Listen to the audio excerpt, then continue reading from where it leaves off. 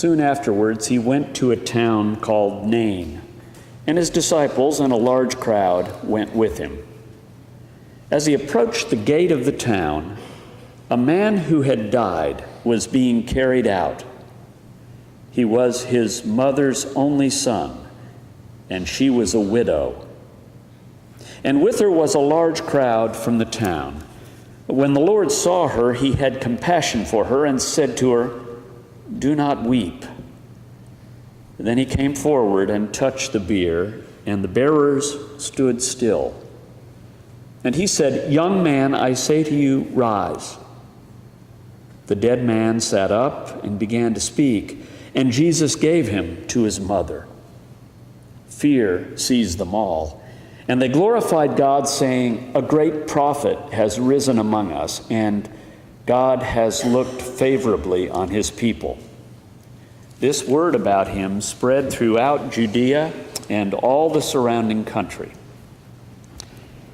This is the word of the Lord. Thanks be to God.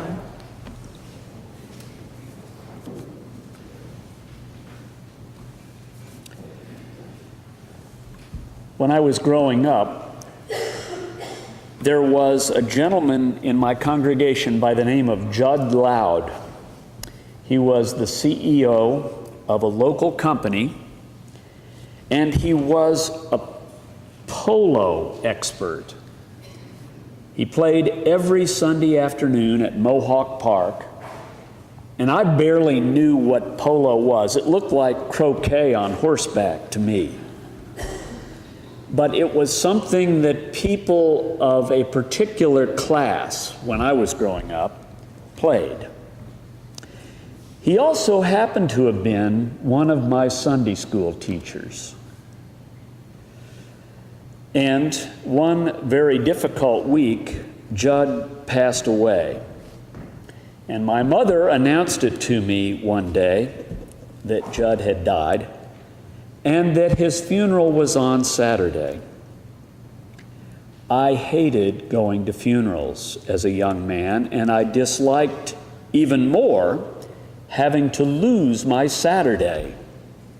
But my mother insisted that it would probably make sense for me to be on hand because he was my Sunday school teacher. And I'll never forget, at the very end of his service, just before the benediction was pronounced, something occurred that was not in the bulletin. A brass octet, which no one seemed to have noticed, was sitting way up in the balcony, and it burst into Handel's "The Trumpet Shall Sound." It started with that single bright trumpet note and was followed up by something truly amazing. And I looked around at the congregation, and there were members of the choir seated in the congregation who seemed to be singing along with it. I noticed some people who had tears streaming down their faces, and still others who were simply shocked that something had occurred that was not in the bulletin. Any way you slice it, I remember as a child, a young man, being very surprised. It strikes me that this story is one of those things where you are very surprised, no matter who you are, no matter what you are.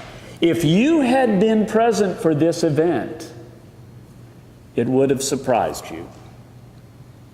Nain was in Galilee. It was a relatively small town, but at least it had a wall around it. And this was a good thing, at least with regard to protection. But it was a town that didn't have any roads leading to it. So there wasn't a whole lot of traffic there, except people who walked on foot. It was dusty, it was hot, but at least in the parlance of today, you could get a home there that had great views. Views of the entire Jezreel Valley. And so I want you to picture this. It's a small town. It's a walled town. And people were buried outside the walls of the town. And so through the gate comes a procession with, in effect, a kind of open litter or stretcher upon which a body is being borne. People were used to that. That's what happened. When someone died, you had a procession. And everyone knew everybody in this small town. Everyone knew everybody even in a few of the surrounding towns. So everyone turned out for it. I want you to think for a minute what it must have been like if you were a townsperson and this was an event that you knew was going to spell the end of that woman's life. All of you know that Israel was, at this time anyway, a very patriarchal sort of society. And we're told that this woman was a widow, number one. And number two, this was her only son. So she had some very disturbing prospects ahead of her. Disturbing prospects. They knew hard times were there because she had no male to support her. And we're told that Jesus, as he sees this procession, has compassion, right? He is moved down deep in his guts, which literally is what that means. And then he speaks the words that enabled the son to sit up and talk. And then we're told in this passage, he gave him to his mother. Those are really important words. He gave him to his mother. And we're told there was great surprise as people see something that was very unusual. And there was also fear. Fear that this thing was something that they could not really comprehend. Okay, look. It's easy to get caught up in miracles. Miracles are dazzling, they're wonderful, but if we focus on this miracle that somehow Jesus told him to sit up and he did so, we're going to miss the main point. There are a couple of really important aspects to this story. The first of which was not the resurrection of the son. It was the resurrection of his mother. When that youth died, so did her status. So did her economic ability. It was a little bit like losing your Social Security check, any pension that you happen to have, any assets that you had through a 401k or a 403b. It was like having nothing. She walked in the funeral procession of her husband, without whom she had no means of support. And now, with her teenage son dying, her future was dead on arrival. Thieves and other covetous landlords undoubtedly were going to make her life miserable. So the raising of her son, and I want you to keep this in mind, was in effect the raising of that woman. There was an earlier story, very much an earlier story, in which we discover that Jesus heals the centurion's servant. Do you remember that story, any of you? Okay. You remember the centurion finally confronted Jesus and said, hey, look, I know what it is to be a man who is under command. All you have to say is, do it, and it'll be done. And I have faith that that will be so. And Jesus then said, even in Israel I have not found such faith. Is this all coming back to you? Yeah, you're going to nod. Nod no matter what. Just nod. Okay, that's good. Amen. That's good, Jerry. Thank you. That's the earlier story. But here we are in a different story. totally different. He doesn't say that in this case, does he?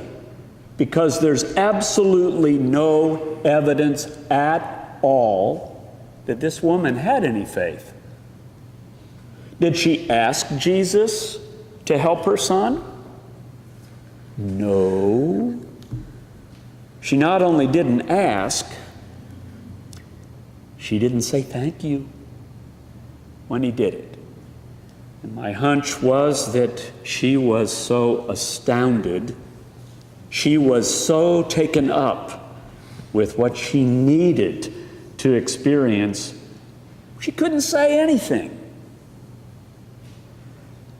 You know, to me, this is probably one of the best demonstrations of God's grace that we're going to get. There's no evidence that she named a name.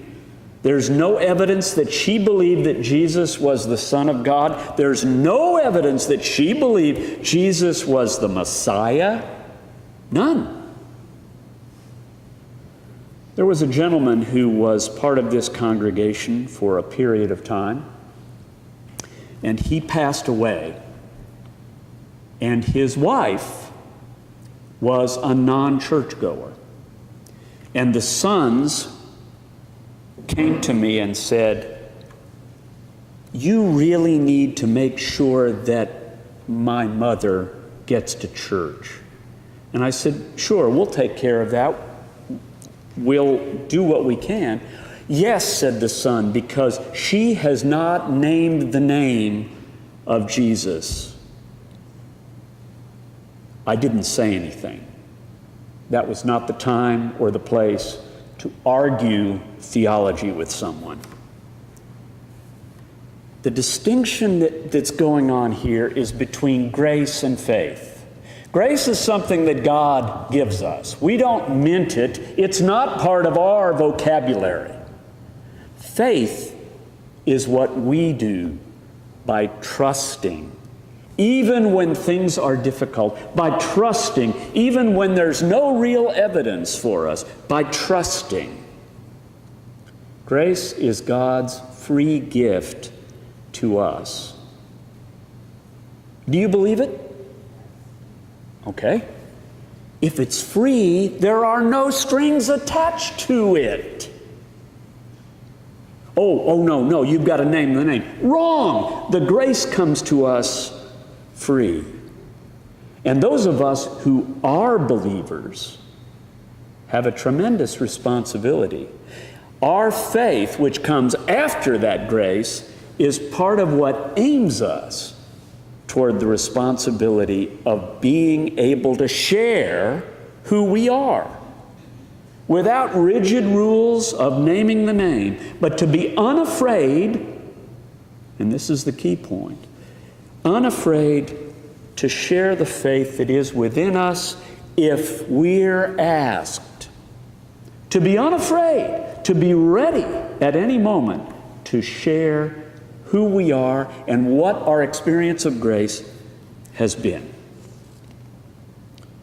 So really, in many ways, we're in that funeral procession as well. Some of us have been in the place of the woman, feeling somehow that our life is at a crossroads and there's nothing ahead that looks good. Things cannot get any bleaker. Some of us are in the place of the crowd. We're supportive and thoughtful, but we're astounded by the grace of God to raise new life to those who are in the pits. And some of us are like the disciples. Those poor disciples, they don't know what's going on. They're right there with everybody else going, wow, this is amazing. God's grace did not prevent the woman from mourning. God's grace did not prevent the suffering that came with that. God's grace did not patch up all of the past. God's grace, however, did present that woman with a real future. Frederick Buechner wrote You do not need to understand healing to be healed, or know anything about blessing to be blessed. It seems to me that you might want to also add to that quotation, we do not need understand grace to be graced. Here's the deal. As we apprehend grace by faith, we become agents of that grace. Not agents of the law, agents of grace. We are agents of grace and not gatekeepers waiting for people to name the name in the right way or to fit into a self-appointed spot somewhere. We are agents of grace. We do not produce it, we experience it. And we forge ahead with a faith that has been hit over the head with that grace. Amen.